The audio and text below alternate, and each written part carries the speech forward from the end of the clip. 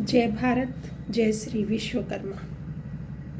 साथियों नमस्कार, मैं पुष्पा शर्मा जांगेड़, राष्ट्रीय अध्यक्ष राजनीतिक प्रकोष्ठ अखिल भारतीय श्री विश्वकर्मा महासंगठन, आप सभी को आने वाले नव वर्ष 2024 की हार्दिक शुभकामनाएं अर्पित करती हूँ। साथियों, आज मैं अपने महासंगठन के बारे में कुछ आपसे बात करना चाहूँगी। अखिल भारतीय श्री विश्वकर्मा महासंगठन आखिर है क्या? इसका मिशन क्या है? इसके उद्देश्य क्या हैं?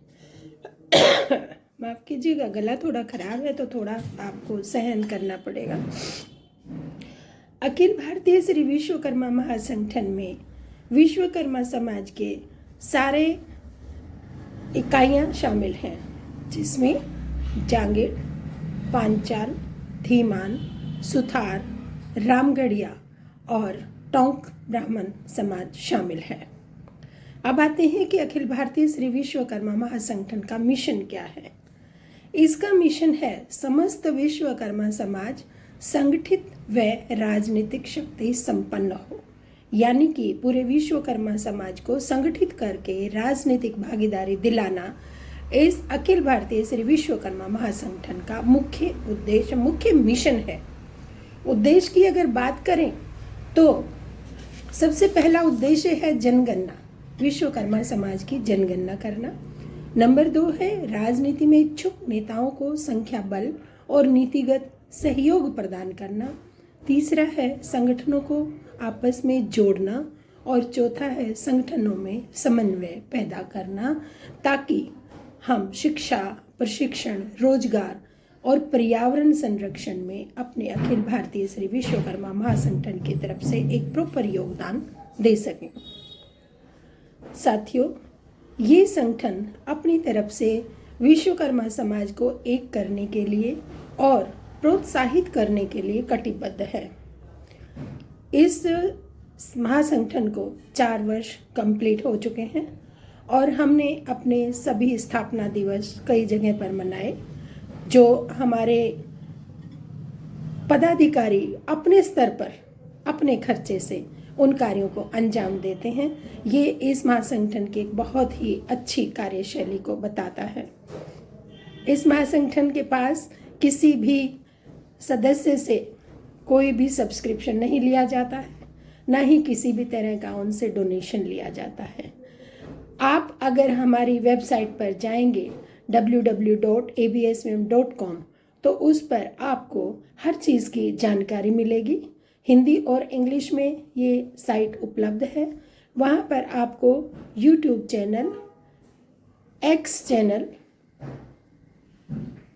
आपका जितने भी व्हाट्सएप, जितने भी हमारे पेजेस बने हुए हैं फेसबुक के, सबकी जानकारी वहाँ पर आपको मिलेगी। आप कृपया एक बार www.absvm.com पर विजिट जरूर करें, ताकि इस महासंगठन के बारे में एक आपको जानकारी प्राप्त हो।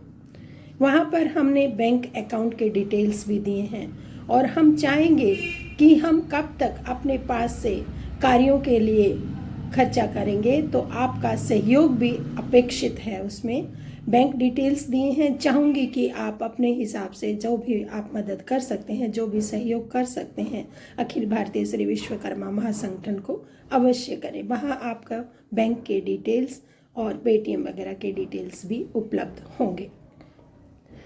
साथियों, पिछले चुनावों में अखिल भारतीय श्री विश्वकर्मा महासंगठन की राजनीतिक प्रकोष्ठ की टीम और दिल्ली के प्रदेश अध्यक्ष श्री रामकिशन जांगेड़ जी व हरियाणा के राजनीतिक प्रकोष्ठ के प्रदेश अध्यक्ष श्री रमेश कुमार जी और महासचिव श्री शिवदत्त जी ने मिलकर पूरी टीम लेकर राजनीतिक विचारधारा वाले व्यक्ति जो भी इलेक्शन में उतरे, उन सब के प्रचार और प्रसार में अपना बहुत ही महत्वपूर्ण योगदान दिया।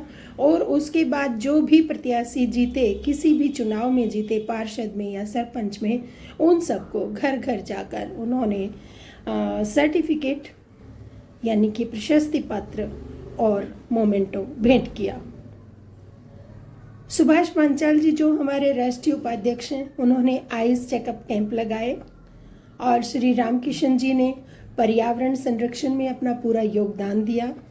स्थापना दिवस की अगर बात करें तो हमारे उत्तर भारत प्रभारी श्री राजवीर जी, उन्होंने साफियाबाद में बहुत ही सुंदर कार्यक्रम का आयोजन किया और बहुत ही सफल वो स्थापना दिवस मनाया गया। इसी तरह से राजस्थान के उदयपुर में श्री प्यारेलाल सुथार जी व उनकी टीम ने स्थापना दिवस बहुत ही सुंदर तरीके से मनाया। मैं बहुत आभार प्रकट करती हूँ अपने इन सभी योद्धाओं का, जो अपने अपने स्तर पर अपने हिसाब से इन लोगों ने अखिल भारतीय श्री विश्वकर्मा महासंगठन के लिए योगदान दिया। इसी तरह से सावित्री मेमोरियल ट्रस्ट के माध्यम से मैंने भी अखिल भारतीय श्री विश्वकर्मा महासंगठन को इंगित करते हुए पर्यावरण पर अपना काफ़ी योगदान दिया है, जिसमें हमने कई जगह पर सती मठ पर, गुड़गांव के गर्ल्स स्कूल में और ग्राम जैनाबाद के आश्रम में हमने बहुत सारे वृक्षों का रोपण किया है, पौधारोपण किया है और बहुत से और भी ह्यूमैनिटी के कार्य हम लोगों ने किए हैं। तो हर इंसान अपने अपने तरीके से अपना कार्य निष्पादित करता है और अखिल भारतीय श्री विश्वकर्मा महासंगठन में अपना व्यक्तिगत योगदान दे रहा है। शिक्षा की अगर बात करूं तो हमारे महासचिव श्री रमेश कुमार जांगड़ा जी, वो शिक्षा के माध्यम से विद्यार्थियों की बहुत हेल्प कर रहे हैं। आप चाहें तो उनसे भी कांटेक्ट कर सकते हैं। इसी तरह से लीगल सेल की अगर हम बात करें तो हमारे एडवोकेट हैं श्री जोगिंदर शर्मा जी और उनकी धर्मपत्नी श्रीमती रेखा जांगीर जी, जो लीगल मैटर्स में हमारे विश्वकर्मा समाज के बंधुओं की सहायता करने के लिए हमेशा उत्सुक रहते हैं। फरीदाबाद की कार्यालय में, राष्ट्रीय कार्यालय में जो भी कार्य होता है उसकी जिम्मेदारी श्री रतनलाल विश्वकर्मा जी, जो हमारे राष्ट्रीय अध्यक्ष हैं, वो लेते हैं और गुड़गांव के राष्ट्रीय कार्यालय में जो भी कार्य होता है उसकी जिम्मेदारी मैं यानी कि पुष्पा शर्मा जांगीर, राष्ट्रीय अध्यक्ष राजनीतिक प्रकोष्ठ, लेती हूँ। साथियों, ये तो थी जानकारी महासंगठन के बारे में। अब थोड़ी सी बात सरकार से भी करते हैं। मैं सरकार से ये कहना चाहती हूँ कि आपने महिलाओं का आरक्षण तो दिया, लेकिन उसमें बीसीए का आरक्षण नहीं दिया। तो आपके महिलाओं के उस आरक्षण से हमारे विश्वकर्मा समाज को कोई लाभ नहीं होगा। अतः आपसे एक अपील करना चाहती हूँ कि उस आरक्षण में बीसीए की महिलाओं के लिए भी आरक्षण निर्धारित करें।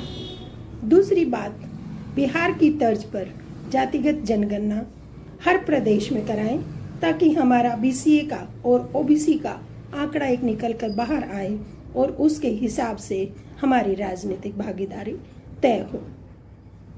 पार्षद और निकाय चुनावों में आपने जो रिजर्वेशन दिया है वो भी काफ़ी नहीं है। उसको जो हमारा अधिकार बनता है उसके हिसाब से निर्धारित किया जाए। पिछले 2 साल से एक चीज़ बहुत ही गलत है जो मैं देखती रही हूँ। पिछले वर्ष 25 दिसंबर को आदरणीय महामहिम स्वर्गीय श्री ज्ञानी जैल सिंह की समाधि पर एक प्रार्थना सभा हमारा रामगढ़िया समुदाय आयोजित करता है।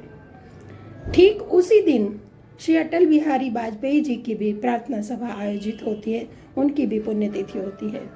और बहुत ही अजीब लगता है कि जब मोदी जी अटल जी की प्रार्थना सभा पर होकर वहीं से चले जाते हैं और महामहिम यानी कि राष्ट्रपति, जो कि देश का एक सर्वोच्च पद है, उस राष्ट्रपति की समाधि पर आते नहीं हैं। ये पहली बार नहीं हुआ है, इस बार भी वही हालात हुए हैं। तो मैं आपको बता देना चाहती हूँ कि विश्वकर्मा समाज इस तरह की इग्नोरेंस बिल्कुल बर्दाश्त नहीं करेगा। ये चीज़ सबके नोटिस में आई है और पूरा विश्वकर्मा समाज इस चीज़ को लेकर आहत है।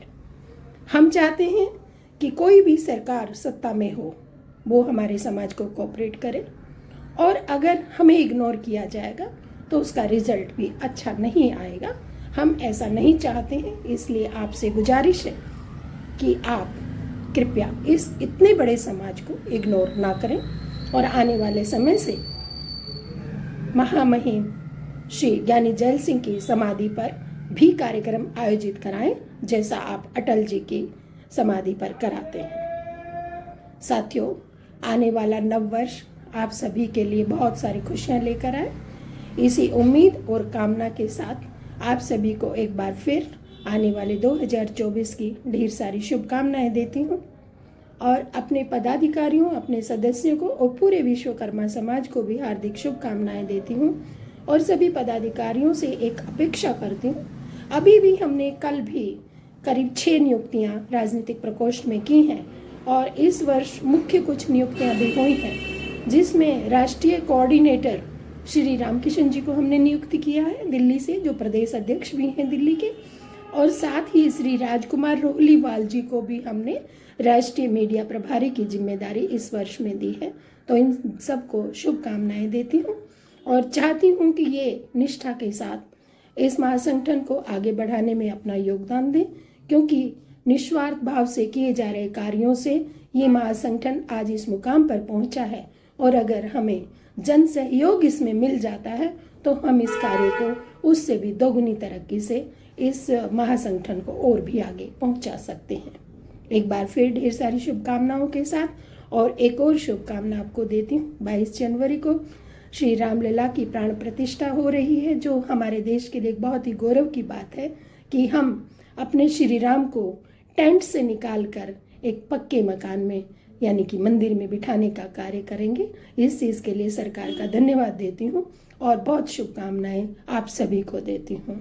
जय हिंद, जय भारत, जय श्री राम।